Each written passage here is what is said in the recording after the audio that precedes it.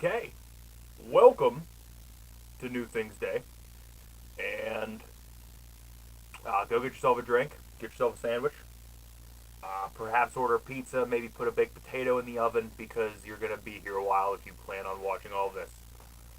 Maybe. We'll see what happens. Um, didn't make a video last week. I was doing some training for work that kind of messed up my schedule, so I didn't get a chance to. That's a lie. I just didn't make one.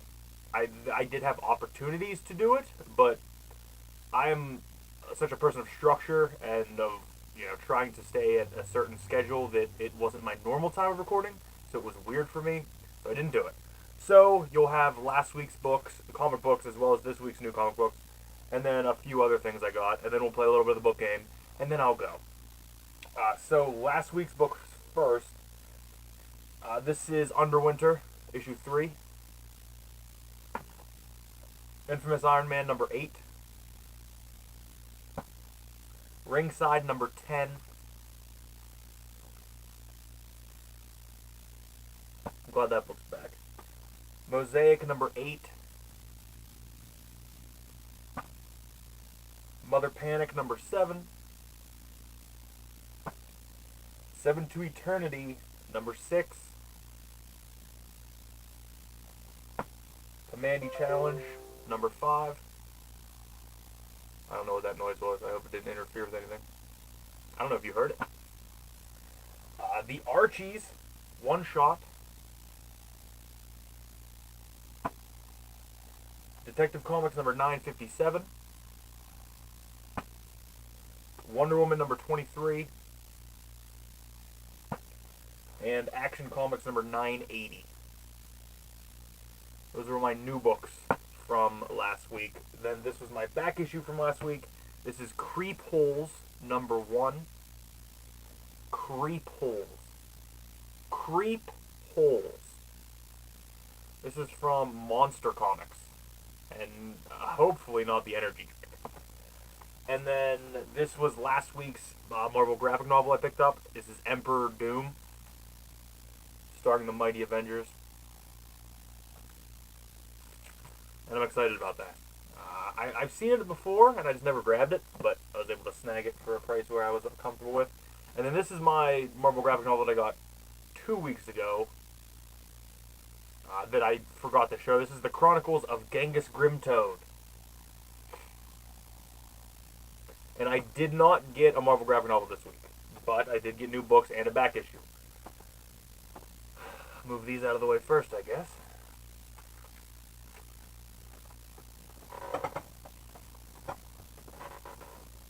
Josie and the Pussycats number 7. This is the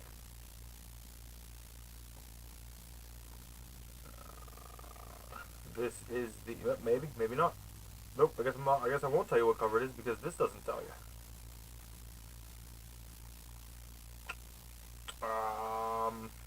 Wasting time. This is the Jen Bartel cover.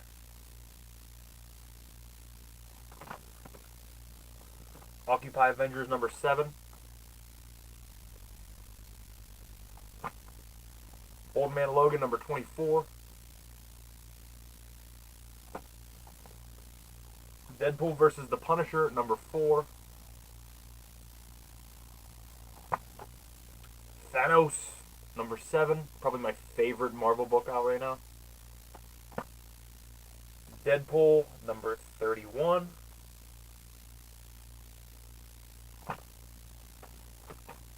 Probably the most excited I am for a book this week, Cable number 1.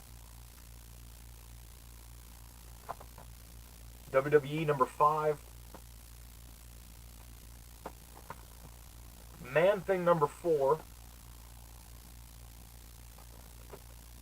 Trinity Annual number 1. Wonder Woman Annual number 1. Because it was a quarter, Saga 43. Haven't read Saga in a while, but that's just because I've been reading it in trade and I haven't picked up a trade in a while. And then my back issue from Chaos Comics, Static X, issue 1. And I would be lying if I didn't say if I didn't say that I was a Static X fan, because I am. I was, and the death of Wayne Static last year, 2 years ago, it hit me kind of hard. It was weird. But this is based off their Machine album, which I think is my favorite album of them, actually. So I saw this in the dollar bin area and had to snag it. That's it for comics. Next, board games or books. Board games, because then books can lead into the book game. I picked up a few board games at local Goodwills. First is this older edition of Balderdash, which I'm a fan of. It plays a little clunky. I feel like there's ways to improve it. One way would be dry erase boards, so you don't have to write on paper and waste all that paper. But it's all right. Next up, a game I had as a child that I don't know. We played this weekend at game night, last weekend at game night, and I don't think I would have ever played it the way that it's supposed to be played, like we played it, because it just seemed like too much bullshit. This is the Are You Afraid of the Dark, the game. And as you can see, it's actually pretty beat up. This is actually leading me to want to go and make custom boxes for games, so then I can just kind of have them on a shelf and they'll sit nicely, because this thing's pretty mangled. But I paid 99 cents for it, and I'm not going to beat that. Maybe I'll just get a better one. I don't know, but there's the back of it. There's what the game board looks like. And actually very fun. This is a very fun game. I like. There's some aspects to the gameplay that are actually very enjoyable and very. There's some serious replayability to that. And then secondly, another thing harkening back to my childhood, which there might not be a character in comic. Wrong. There might not be a character in cartoons that I related more to than Doug Funny. And this is Doug Funny, the Bluff Scouts Adventure 3D board game.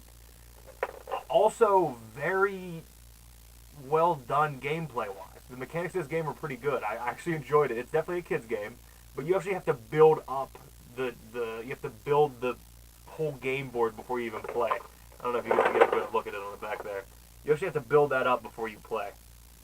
But it was a good time. It seemed like all of the Are You Afraid of the Dark pieces are there, except I need to get new paper. There was only one blank sheet left.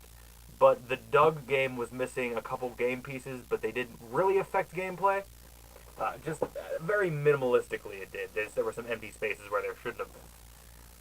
Okay, board games out of the way. A couple new books. I don't know what I talked about in my last videos. I know the one before this one might have been my Mad one. I don't know.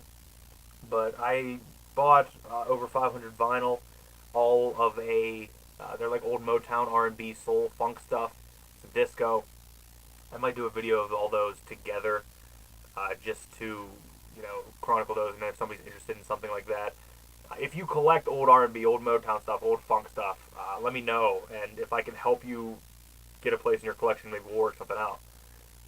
But that might happen. But as I get more and more books, I put them here, and they kind of push the other pile forward, so that I'm finally almost done with this. After this stack, I think, here, that I'm going to do today, will be the last of the books that I saved from that Hillbilly Garage. Now, I don't think I went over them all, because I think some of them somehow made it to the shelf before I did anything with them, before I put them on a video, but this is the last stack officially, I believe, of that batch of books. Though I still have 4 boxes and 7 stacks of books over here. So, these new books first, that I got at Goodwill. First one, and these are all, they're all similar, like they're all the same size and shape, but they all have different illustrators and such. But I've never seen these things, and we got them for $2.99, I think, or $1.99, hardback price. Normally on books like this, they put larger price tags on them, but I think I caught them before they did. It was kind of still in a cart waiting to be put up. But this is Gnomes, just Gnomes, and it's history, legends, house building, clothing, courtship and marriage, psychology, wrong, physiology, and there's all kind of different illustrations, different stories, different histories, different diagrams. There's just some really interesting, weird things that I wonder how this book got funded to be made and how many it sold. Also, fairies, same, basic kind of book, and just a little more extravagant, it seems, a little more magical, if you will. Chronicles the many different kinds of fairies that exist. Hey, even pixies. That thing's awesome. That thing is awesome.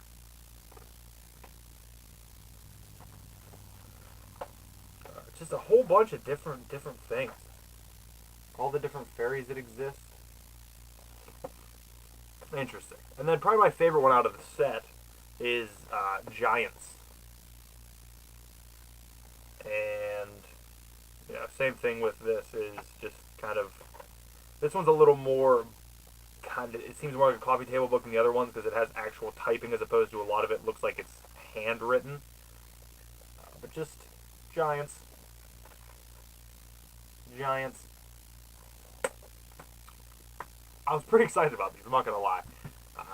Although I do have a copious amount of coffee table books that we just put a bunch away. Because we have too many coffee table books, a lot of art books, a lot of some architecture books, just a lot of big coffee table books that there needs to be a shelf designated for coffee table books, I think, and I don't have the required space for normal books at this point. So, now, play a little bit of the book game, and then be done.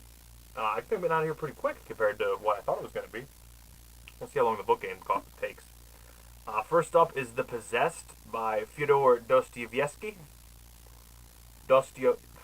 Oh man, I mastered this before.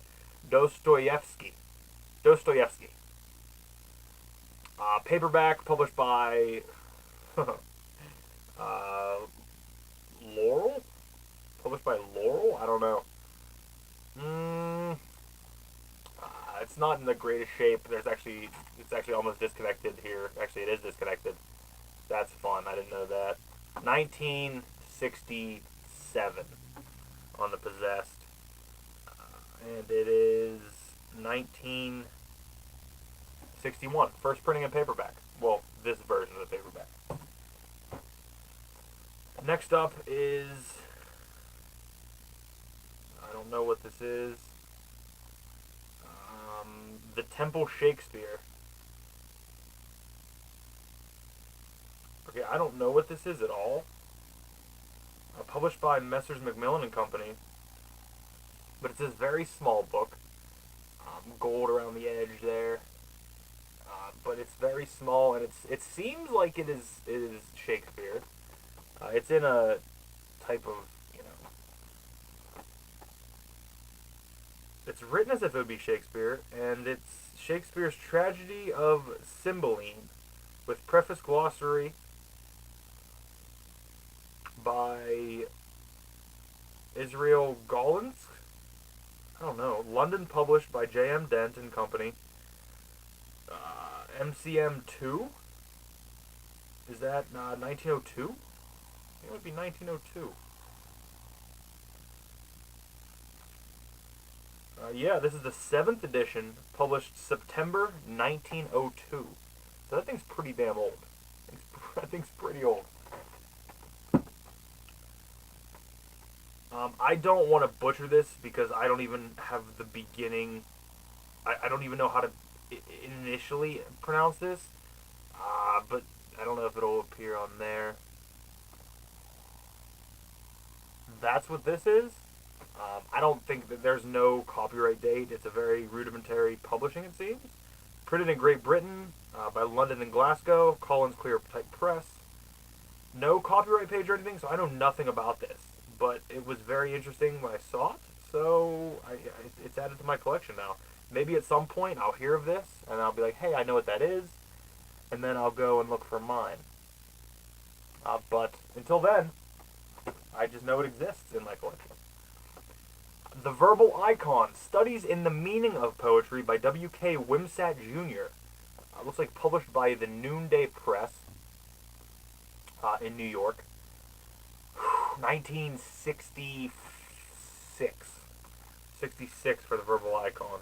And it's this is the third Noonday paperbound edition, 1962.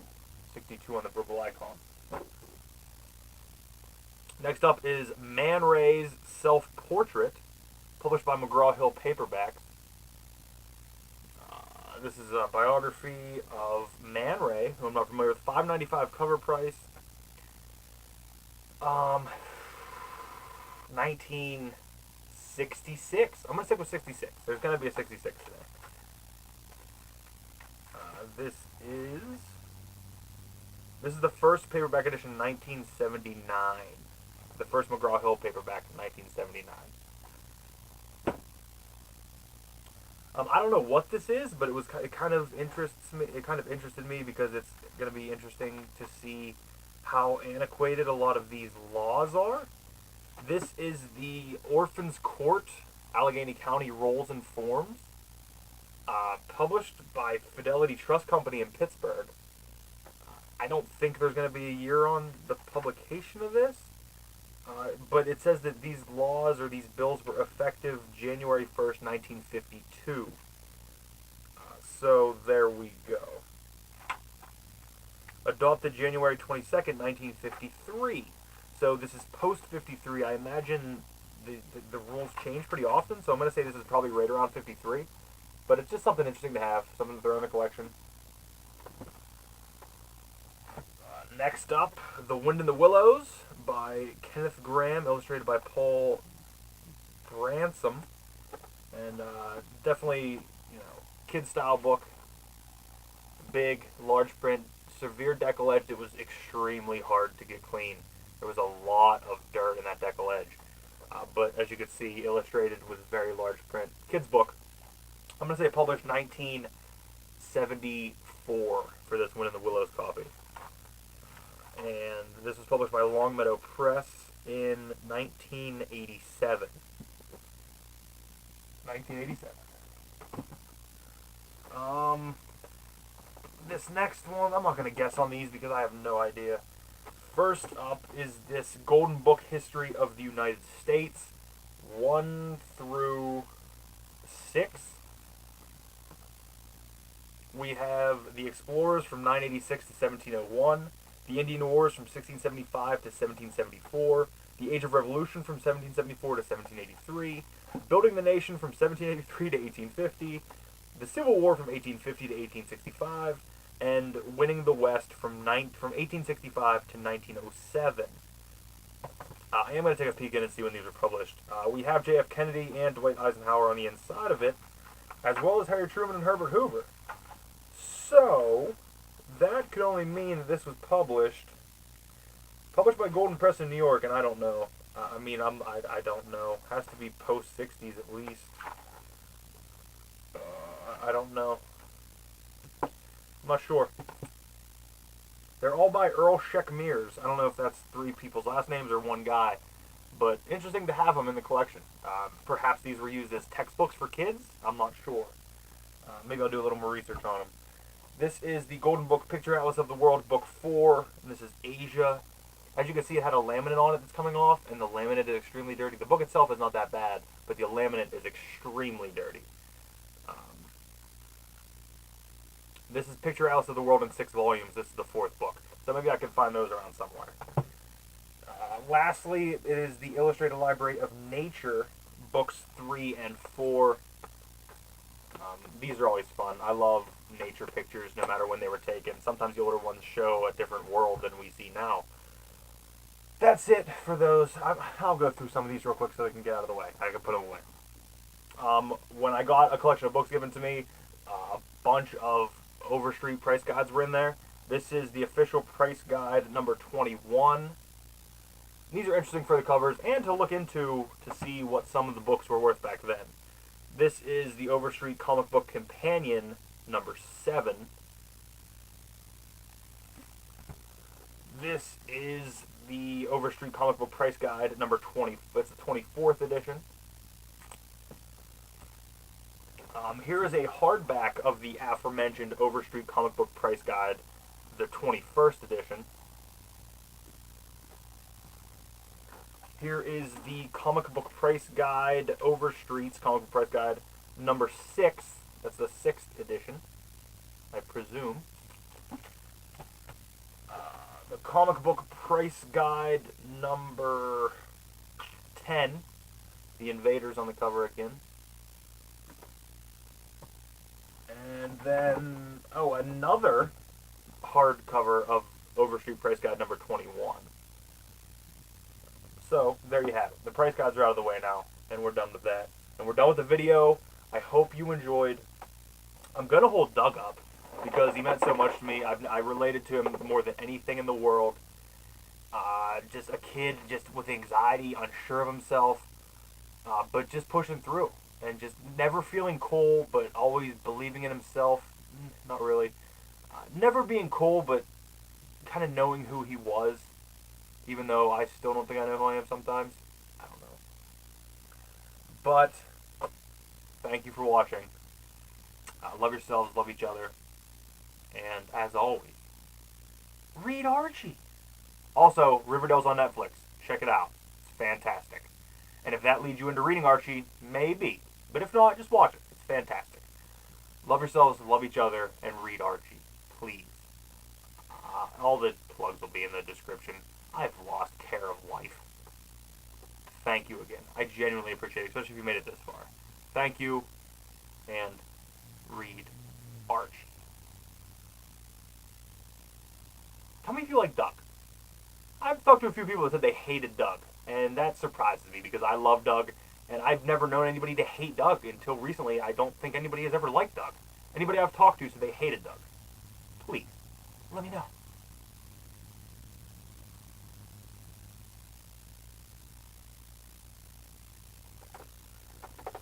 What is as long as I thought it was going to be?